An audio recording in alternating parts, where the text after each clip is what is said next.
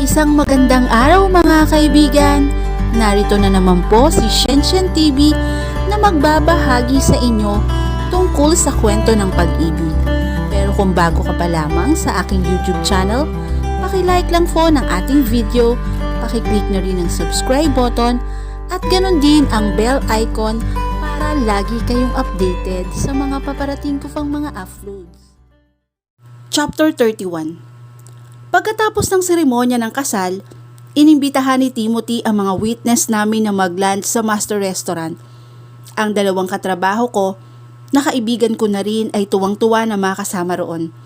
First time raw, hindi rin tumanggi ang kaibigan ni Timothy na si Colt at Aldray. Pogi ang dalawa. Kaya halos maihina sa kilig si Arya at Jackie. Pero pinilit naman nilang magpakalmado sa harap ng mga ito. Iihi lang ako, paalam ko kay Timothy. Hinihintay pa naming ma-serve ang food, kaya hindi pa kami nagsimulang mananghalian. Nag-offer si na Arya, nasamahan ako pero tumanggi na ako. Nagtungo ako sa banyo na medyo pangiti-ngiti pa sa mga nakakasalubong. Tiyak kong visible sa mukha ko ang kasiyahan. Asawa na ako ni Timothy Paulo, legal na asawa ng lalaking hindi ko maitatangging hinahangaan ko dahil sa angking kabaitan. Oh, anong ginagawa mo rito?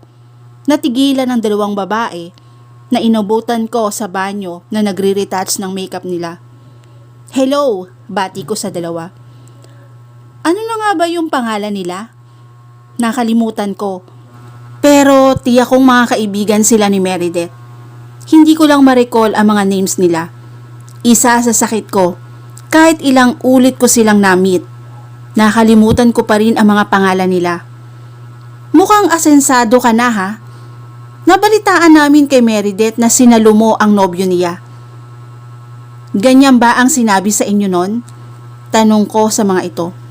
Hindi naman, pero kahit naman pagandahin natin ang tawag, hindi pa bumilang ng buwan ang hiwalayan nila. Pero nakuha mo na agad palitan ng pwesto ng kaibigan namin. Mabait lang sa'yo ang kapatid mo, pero masyado kang abusada. Hindi mo nga pansin na nasasaktan siya What? Malandi ka. Mga agaw.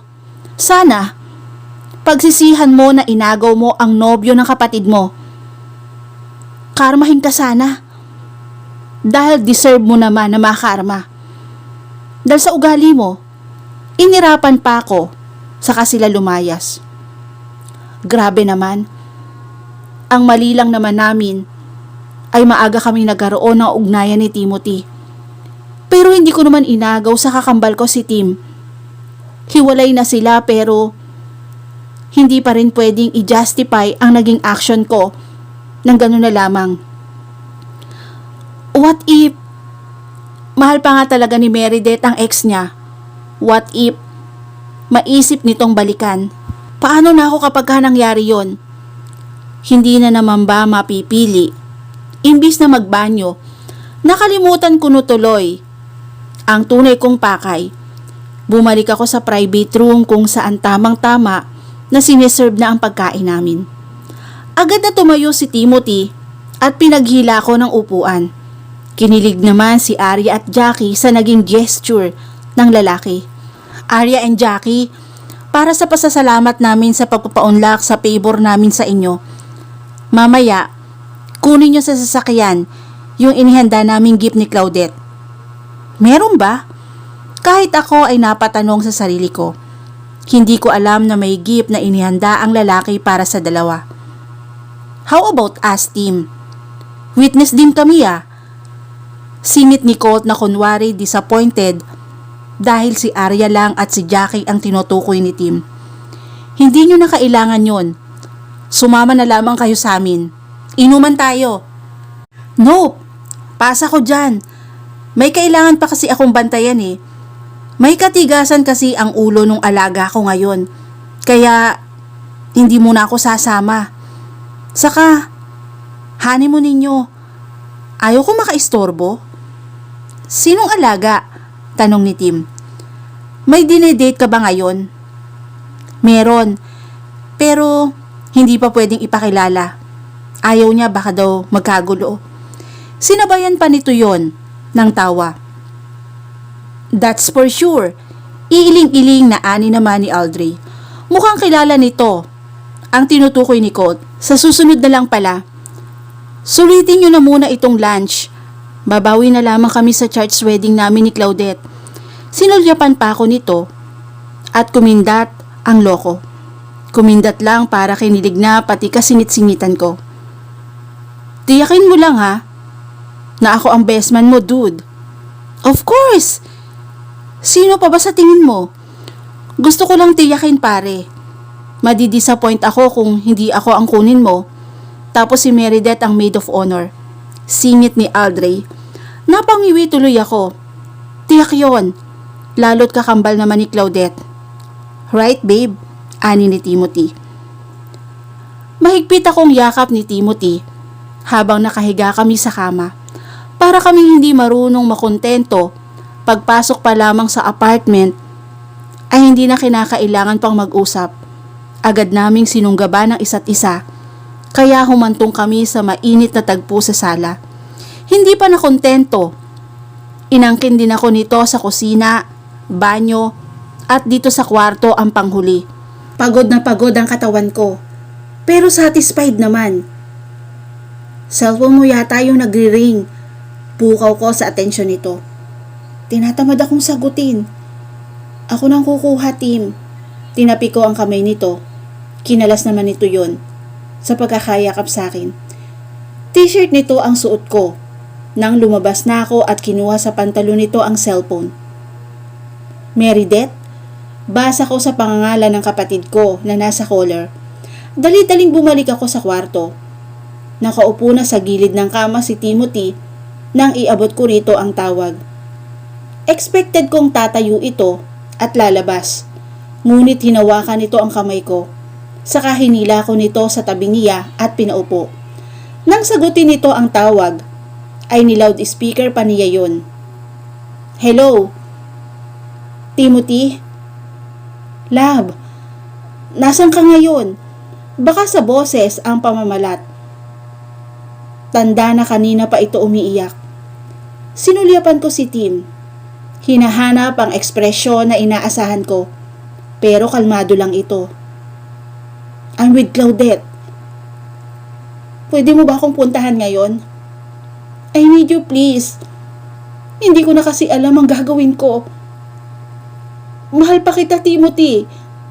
Pwede bang mag-usap tayo? Alam ko namang ginagamit mo lamang si Claudette eh. Huwag mo nang gawin yan.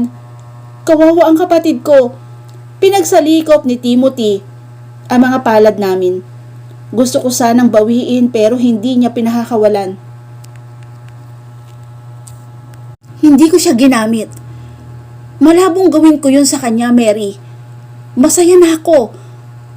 Masyado bang mabilis? Nabibilisan ka ba sa naging pagbabago? Kami rin namang dalawa eh. Pero wala kaming pinagsisisihan. Lalo na ako.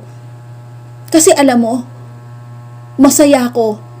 Masaya ako sa piling ng kakambal mo. Naglandas ang luha ko. Habang pinakikinggan ko to, dama ko ang sincerity nito. Pero para rin nadudurog ang puso ko habang naririnig ko ang pag-iyak ni Meredith. Gulong-gulo lang siguro ito, kaya nasabing hindi niya mahal ang lalaki. Tapos, eto naman kami ni Timothy, hindi nakapaghintay. Don't do this to me, love. Parang awa mo na. Puntahan mo ko ngayon dito. Kasi litong-lito na ako. Litong-lito na ako na pumasok na sa isip kong tapusin ang buhay ko dahil sobra akong nasasaktan. Mary, ako ang natatakot sa naririnig ko. Hindi ko nga napigil na agawin ang phone ni Timothy. Nakikinig ka? Claudette? Gulat na anas nito sa kabilang linya. Nasaan ka ngayon? Pupuntahan ka namin dyan. Hindi na. I'm sorry kung nakaabala ko. Sabihin mo kung nasan ka. Pupuntahan ka namin ni Timothy dyan. sa favorite place naming dalawa. Nilingan ko si Timothy. Saan yung Timothy? Tara, puntahan na lang natin siya. Binawi nito ang phone niya saka tinapos ang tawag. Mabilis ang naging kilos namin nito. Nang paalis na kami, inawat ako nitong saglit. Ikaw ang pinipili ko, Claudette. Walang balik ang mangyayari. Asawa mo ko. Ako na rin ang dapat mong piliin kahit pa magmakaawa ang kapatid mo sa ating dalawa. Huminga ako ng malalim. Nangako kami na pipiliin ang isa't isa. Tutuparin ko yun. Narating namin ang parke sa kabilang bahaging iyon ng park, sa hindi kalayuan sa apartment ko. Mas sosyal ang dating dito.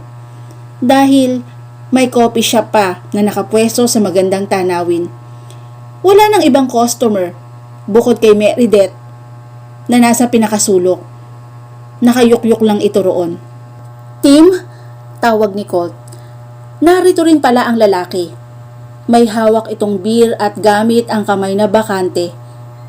Itinuro nito ang pwesto ni Meredith. Agad akong lumapit dito. She looked miserable. Lagi kong nakikita ang kakambal ko na punong-puno ng composure. Palaging nakangiti at positive vibes lang ang dala. Ngayon, para itong lugmok na lugmok. Nang mag-angat nga ito ng tingin ay naging pilit lang ang ngiti nito. Ginagap ko ang kamay nito, pero dapat hindi ko na lang ginawa dahil bumagsak ang tingin nito roon. Naroon sa palasingsingan ko ang engagement ring na ibinigay ni Timothy at ang wedding ring naming dalawa. Pagkalito ang lumarawan sa mukha ni Meredith. Hinahawakan pa nito ang kamay ko. Pansin ko ang panginginig nun at nang mahawakan niya ay dama ko ang panlalamig ng kamay niya. Clau, sunod-sunod na pumapatak ang luha nito. Realization hits her. Hindi makapaniwala habang titig na titig sa akin. I'm sorry, Mary. Ginagap ko na rin ang kamay nito, pero binawi na nito yon. Tapos parang takot na napatitig sa akin. I'm sorry kung nagkaroon kami agad ng ugnayan ni Timothy. Naging komportable kami sa isa't isa. Na-enjoy namin ang company ng isa't isa. Pero hindi ko intensyon. Nasaktan ka o ano paman. Pinunasan nito ang luha. Tumayo. Akala ko aalis na dahil sa galit niya sa akin. Tumayo siya sa harap ko.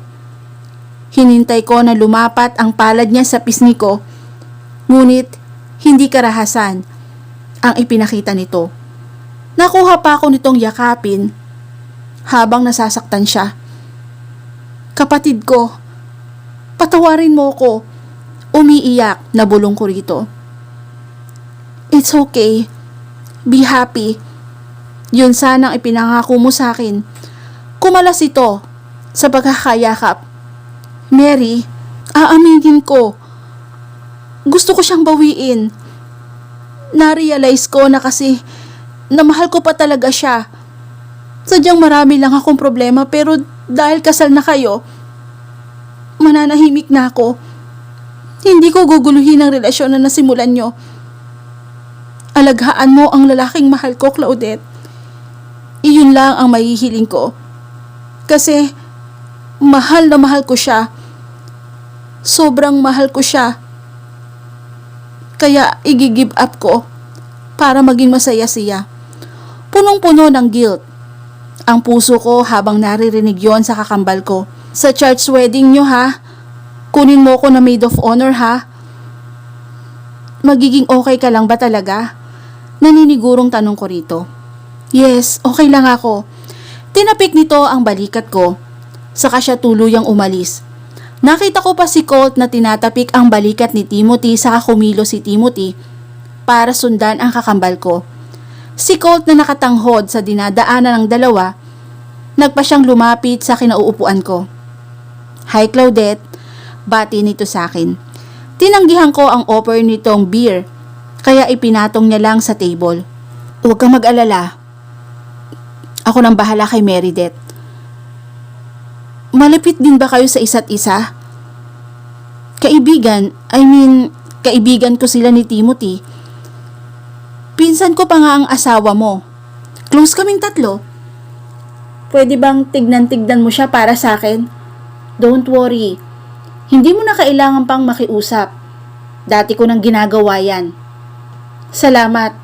Basta tuparin mo yung mga pakiusap ko sa iyo, ha? Alagaan mo si Timothy. Sa tingin mo, dapat ko ba silang sundan? Pagkatiwalaan mo si Timothy.